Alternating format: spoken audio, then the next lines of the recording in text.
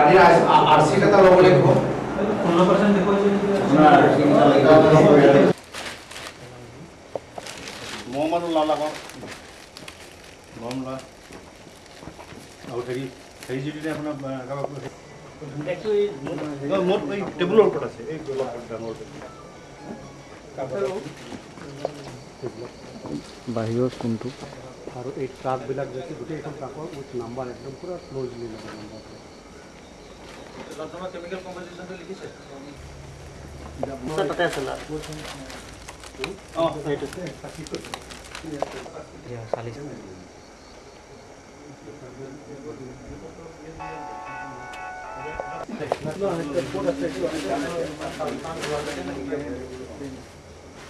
নীল তাতে আমি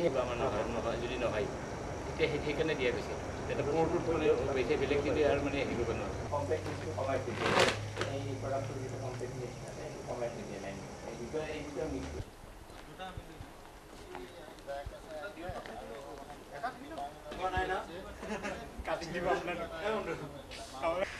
যিখিনি সময়ত কেন্দ্ৰীয় চৰকাৰ ৰাজ্য চৰকাৰে কৃষি খণ্ডত অজস্ৰ বিনিয়োগ কৰিছে আৰু কৃষি খণ্ডৰ উন্নতিৰ জৰিয়তে দেশ আৰু ৰাষ্ট্ৰৰ উন্নতি হ'ব বুলি সকলো পক্ষই স্বীকাৰ কৰিছে সেয়েহে কৃষি খণ্ডক বৈপ্লৱিক পৰিৱৰ্তন আনিবৰ বাবে অধিক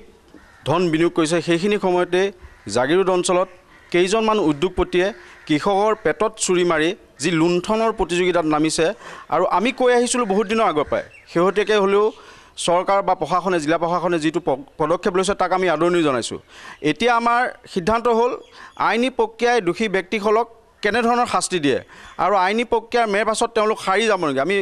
চোকা দৃষ্টি ৰাখিম আৰু আহি থকা দিনবোৰত তেওঁলোকক দৃষ্টান্তমূলক শাস্তি দিবই লাগিব আৰু এনেকুৱা অসাধু ব্যৱসায়ী চক্ৰক আমি চিনাক্ত কৰি সমাজত এঘৰীয়া কৰিব লাগে নগাঁও কাগজ কলৰ পৰা পেলনীয়া চূণৰ দ্বাৰা জাগিৰোডৰ কেইজনমান ধুৰন্ধৰ ব্যৱসায়ীয়ে এটা যি চক্ৰান্ত কৰি সেই চূণখিনিক সাৰ বুলি পিনে প্ৰয়োগ কৰি তেনেকৈ চালান কৰি পঠিয়াইছে অন্যান্য ঠাইলৈ পঠিয়াই দিছে আৰু সেইখিনি ক্ষেত্ৰত কিন্তু কৃষকৰ অতি মাধমাৰ পৰি উঠিছে সেইকাৰণে পৰিছে যে যিখিনি চূণৰ জৰিয়তে ছুপাৰ ফছফেট নামৰ সাৰ প্ৰয়োগ কৰি পঠিয়াইছিলে সেইখিনি কিন্তু আজি প্ৰশাসনৰ হস্তগতত সেইখিনি কিন্তু যে সেইখিনি বস্তু যে ডুপ্লিকেট হয় সেইটো কিন্তু আজি প্ৰমাণ হৈ পৰিছে আৰু এই জৰিয়তে আমি প্ৰশাসনকো আমি সকীয়াই দিছোঁ যে যিসকল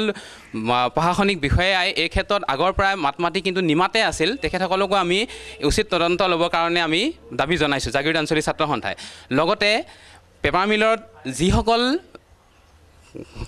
ঠিকাদাৰ জাতীয় লোকসকলে কাম কৰি আছে তেখেতসকলে তাত তেনেকৈ ডুপ্লিকেট কামত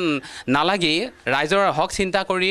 হকত যাতে তেওঁলোকে কাম কৰি আগুৱাই যায় তাৰ বাবে আমি কামনা কৰিছোঁ অন্যথা আমি যিসকল ঠিকাদাৰে তাত কাম কৰি আছে তেনেকৈ ধৰণৰ লবি ছিষ্টেমত কাম কৰি আছে তেনেকৈ ডুপ্লিকেট ছিষ্টেমত কাম কৰি আছে কিন্তু তেওঁলোকক কিন্তু আমি জাগিৰোড আঞ্চলিক ছাত্ৰ সন্থাই কেতিয়াও ৰেহাই নিদিম আমি যিবিলাক ধৰ ৰাসায়নিক সাৰ ব্যৱহাৰ কৰি আছোঁ ইয়াৰ আগৰ তুলনাত গুণাগুণটো একেবাৰে নোহোৱা হৈ গৈছে আৰু যেনেধৰণে আগতে 10 কেজি মাৰোঁ এতিয়া ধৰক 30 কেজি 35 কেজি মাৰিলেও ফলাফলটো নাপাওঁ ধানৰ পতান হয় বা ধানৰ বেমাৰ লাগে সেনেকুৱা ধৰণৰ হয় কোম্পানীবিলাকে সাৰবিলাকে তাৰমানে ভেজাল সাৰ বিক্ৰী কৰিছে তাৰ কাৰণে প্ৰডাকশ্যনটো কমি গৈছে আৰু আগৰ তুলনাত সাৰটো বেছিকৈ মাৰিব লাগে মাৰিলেও নহয় এইকাৰণে মানে এইটো কোম্পানীবিলাকৰ ভেজালৰ কাৰণে এইটো হৈছে আগৰ সাৰটোতো আচল যিটো ইউৰিয়া বা DAP বা ছুপাৰ এইটোতো ভাল সাৰে আছিল কিন্তু এতিয়া যে তাত যে কিবা কিবি বেয়া বস্তু মিহলাই দিয়া হ'ল খেতি কেনেকৈ ভাল হ'বগৈ যায় এই কৃষকবিলাক এতিয়া চব মাধমাৰ কৃষকৰ ওপৰতে পৰিছে